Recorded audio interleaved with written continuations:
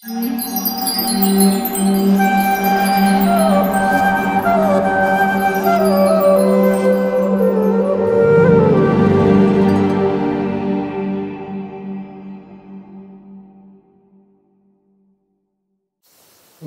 my dear friends, I will start from far.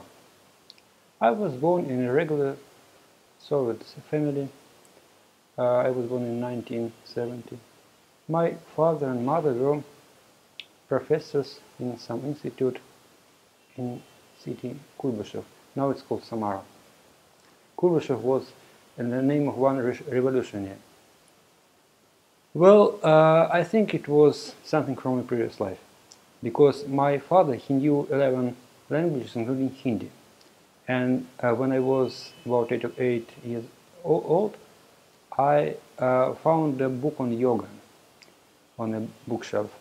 At that time, it was quite a rare thing, because yoga was, well, maybe it was not forbidden, but at least it was not favored by the society. My parents, they were not like angry or real, they were just atheistic, like as everybody else. So I started to read this book. It was about meditation. It was quite a weird book. They said that you should experience some sparks in your eyes, like that. So I started meditating. I really started to experience all those sparks. So I thought, well, that was great. So probably that was the beginning of my spiritual life in this lifetime. Then my parents divorced, and myself and my mother moved to Moscow. My grandfather was at that time the chief engineer of the Air Force Navy. He was a big general. So it was not a problem for him to bring us to Moscow. He registered us and everything. Even though at those time to get somebody registered in Moscow was practically impossible. Then, well, first I heard about Krishna Consciousness, the Society of Krishna Consciousness, when I was in the 10th grade. I was a member of a political club. So they said that there are some horrible Krishnaites who preach about sex and all kinds of stuff. So that was my first encounter with Krishna Consciousness. Then things moved on. I was into science. I was a real scientist, and I just really didn't have any need of any religion. Well, I entered the Moscow State University, the chemical department, and at that time I was interested in just different kind of esoteric stuff like Reriks and all this Agni Yoga. Probably it's not known in the West, but in Russia it was quite popular. It was already when Gorbachev came into power, and that time was the perestroika, glasnost, and all this kind of stuff. So I was interested in this esoteric stuff, and there somewhere I just first heard about Bhagavadgita. And probably in 1991, in September, I went to Germany for practice on chemical technology. And after I returned from there, there was a lecture for some Baha'i teacher in the university, and then I saw an announcement that some guru from ISKCON named Prabhavishnu Maharaj is going to give a class. So I came over there. It was quite an experience. Well, he came on Indian stretchable time. He came 1 hour later. It was completely just blew out my mind. Because, well, I was quite a civilized person, so 15 minutes would be okay, but not 1 hour. And all that time, that was Vishwamitra Prabhu. He was my, actually, probably Varma Pradakshika guru. He was speaking something, well, in such a voice that I almost fell asleep. Then Prabhavishnu Maharaj came in his sannyasi cap, you know, this pink one, very strange. He told somebody to get me Duncan Carothers, and he got us, everybody up. There was around 200 people, all the professors, students, and he got us to chant Swami step. So, well, I did. Then he left after half an hour, so he didn't even speak for 1 hour. He just left after 1 hour. 15 of which was cute. And when we on the way out, there was just some prasadam, some sweet sticks. They also I liked it, and they invited me to come to the temple. And on the way back, there were two devotees who were selling books at the university metro station. At that time, I was getting a scholarship. It was 40 rubles. I would say that it was not so bad because the average salary was 160 rupees. So I just got this scholarship in my pocket, and I came to the metro. And these two guys, they started to explain something about these books.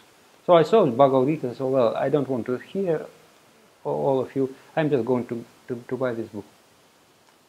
So I, without hearing them, I just bought these books and gave 20 rubles. So I had only 25 rubles left in my pocket.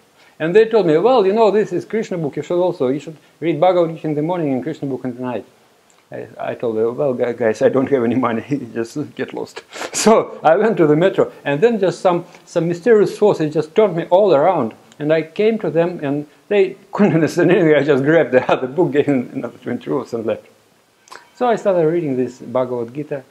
Well, I was not too much into Krishna book because I just thought it was some fiction. But Bhagavad Gita really it impressed me because, you know, it just put the bridges between all kinds of different spheres of science, like psychology, philosophy. Well, it was something around for me. So I got very much impressed, and I started coming to our first temple in Moscow. It was quite a place. Kolkhozное metro. It was probably 100 years old building. It was at that time it was just some shared apartment, very high ceiling, and you know there were like 30 brahmacharis living there, and probably 300 rats, like fat rats, really. and the brahmacharis, they were. It was a small apartment, maybe 3 rooms. One was the temple room, kitchen, the brahmachari ashram, and the bookstore. And they were sleeping on the like fish levers bed, anyway, and somewhere on the floor. I started coming there, and I came actually only for Yashomatinandana lectures, because he was a PhD on physics, and he also studied in the Moscow State University, and I came only for his lectures. And well, I had no idea about the D's, well, just some statues on the shelf. But he told me, well, why don't you just bow down? Nothing will happen to you. I said, well, nothing will happen to me. So I started. This was my first steps in the deity worship. And so I started coming on Tuesdays, I remember. And one Tuesday, the lecture was given by Gopal Krishna Maharaj, my future Guru Maharaj. Well, I also was impressed. And then, when the lecture finished, probably it was in beginning of January of 1991. Well, just all people just went for the darshan. I had no idea what darshan was, but because everybody went, I also went there. And at that time, you know, they didn't teach any real English in the schools and in the universities. But somehow or other, I was a little bit better than others. And when Guru Maharaj offered me the help of translator, I proudly thought, no, I'll manage. Well, we just talked a little bit, and my Guru Maharaj told me, well, why don't you chant 16 rounds and follow the principles? Well, he said, well, if you don't like it, you can always drop it. I thought, well, why not? And then another thing, Guru Maharaj, he just make some joke, but I didn't understand it at all. So everybody laughed, and I was just like a fool. Anyway, I left. So from that day on, I started chanting 16 rounds. Gradually, maybe within half a year's time, I also started to follow all the principles, and my wife also, she became a devotee. Something happened to her, and he just grabbed the Krishna book, and it pacified her much. So in this way, she became a devotee. And probably in October 1991, I again came for Guru Maharaj Darshan, and at that time I was studying Sanskrit, French, English I already knew, and German. He told me, well, just English and little of Sanskrit is okay. Well, I went on, and for 3 months or 4 months, I was studying English. I just had some reel-to-reel tape recorder where I heard Guru Maharaj classes. I just got some textbooks, so I had no idea would it be the needed thing or not. But when in January Guru Maharaj came again, it just appeared that it was just a thing. So at that time, Guru Maharaj didn't have a translator. He offered me to join him. Well, it was 92, and I went with him. It was funny, but my work was connected to the computer, but my computer just broke down, and for those 4 months I almost didn't come to work. Well, and in January 1992 I went on my first trip with my Guru Maharaj of the Soviet Union, and I was like a hippie. I was with long hair and like stripped navy t-shirt, and you know, I never came back to work. Just in 1994, they just plead me, please write a like this appeal, just so that I may be dismissed. And I didn't get even any salary. It was I just was too lazy to go there for the salary. So it was my beginning of my devotional service, and probably in 1993 I became a temple president in Yaroslav. Then I became a regional secretary in Golden Ring, and then in 1994 I got initiated. The second initiation, first initiation I took in 1992. And because Guru Maharaj got sick, I had to take over another region, like it was the Central Asia. Well, and Siddhartha Maharaj, at that time he just joked, oh look, you have a kingdom like Lord Brahma. Anyway, just regular ISKCON service, nobody else to do. Okay, so I started traveling, but then, well, it was too much, so I left Golden Ring and was a regional secretary on the Golden Ring. Then in 1997 I gave up that region tour, and with my wife we went to Moscow. There I was for some time a Gurukula president, and then Narottam, my son, was born, and very soon we shifted to, because there was no salary there, we shifted to Yaroslav. From Yaroslav we immigrated to Ivanovo and stayed there for two years. At that time I took charge of Ivanovo Gurukul. Then probably in 2004 we shifted to Sukharev. It was a place nearby from Moscow. Stayed there for a couple of years. Then to Moscow. Then in 1906 I established Lord Jagannath's temple in Moscow. I collected donations and renovated the building, and probably from that time till 2010 I was a temple president over there. Also started an astrology school there, but I got very seriously sick in 2010, so I gave up all these things and entrusted to other devotees. And for the 7 continuing years I was just migrating from one hospital to another, and well, probably because devotees and Guru Maharaj prayed for me, all of a sudden in May 2017 I recovered so well, I came back. Well, I don't hold any management position. I'm just preaching out of my home, helping devotees, giving classes in the temple, like that. So that's about it. Maybe some short and very spicy story. Story? Yeah, you said like briefly, the dates and their positions, but stories are more attractive. Okay. One story. You have a lot of them. Okay. One story was in Sukhareva. Devotees, they just made a quest. If Krishna would come personally, what would he do? And nobody thought of paying any obeisances or just welcoming. Everyone said, well, Krishna, can you bring me to the spiritual world? Or like, can I develop Prema Bhakti? Nobody, even the temple president. Another story was, it was very sweet. I was with Guru Maharaj in Almaty, and it was really very, very important for me. I asked him, Guru Maharaj, does Krishna really need my service? And he looked at me so sweetly and said, of course. So it was all clear for me.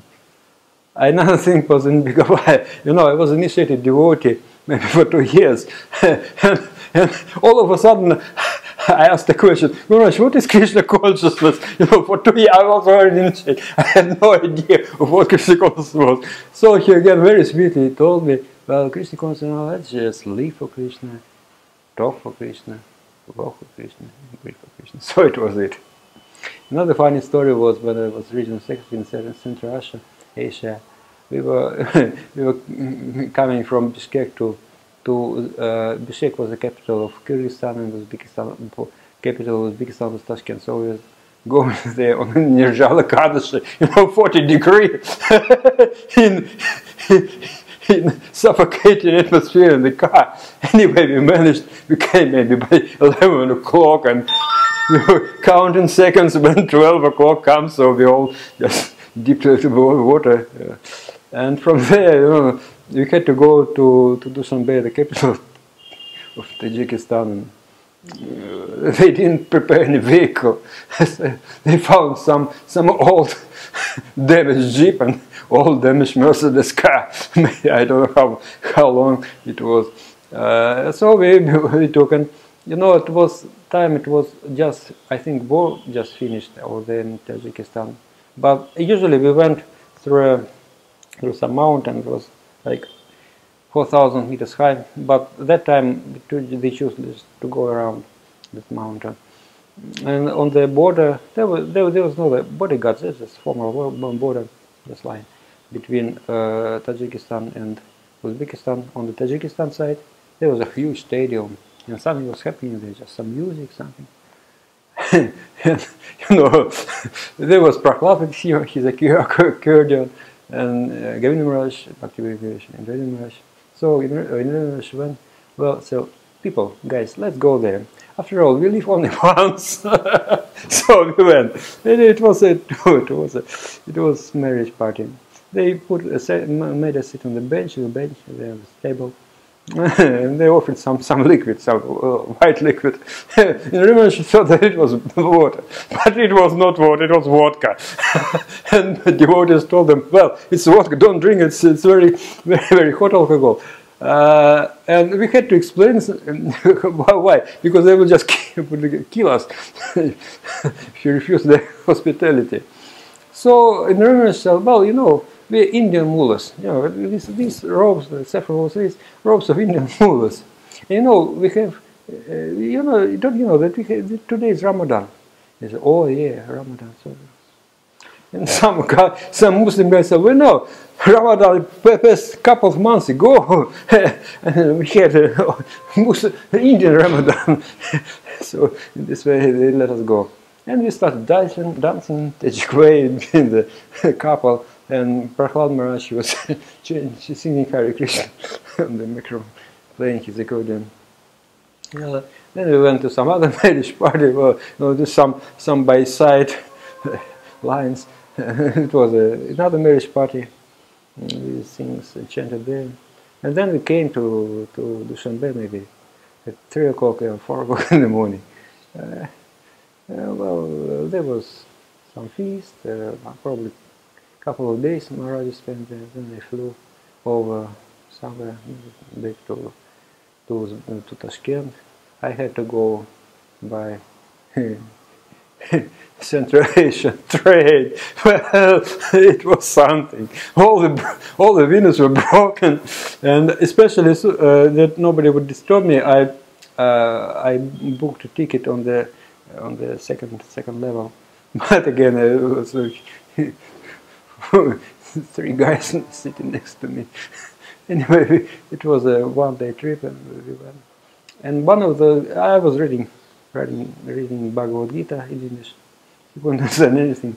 So he said, well, you're reading scriptures? I said, well, yeah. And 5 times in the mass? Yeah, 5 times. And he grabbed this book, and there's these pictures in Bhagavadgita where how you're committing different sinful acts, you're taking just all kinds of bodies. They were the mother and daughter sitting on the lower shelf, and he grabbed this book, Bhagavad-Gita, and he started showing these pictures. And he told this girl, "Well, if you eat Snickers, you'll become a pig." He was terrified. So he was Prabhupada inspired his to preach.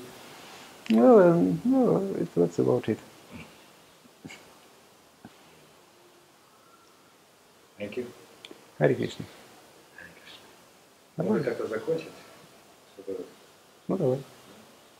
Well, I want to wish you all to become nice devotees, chant attentively rounds. Maybe it will take some time, maybe a few years. It doesn't matter. You have to be determined. You have to know the line and just follow. Just like Bhaktivinoda Thakur said, that progress means that a series of steps made in a following direction. So if you just go and not be diverted, and for that you need a devotee association, because they won't let you go. It will be very sweet, and after some time, maybe a month, maybe a year, maybe 10 years, it doesn't matter. You'll become a fixed-up devotee. You'll chant all the 16 rounds and temporarily follow all the principles. I have no doubts about it. So just do it, and everything will be perfect.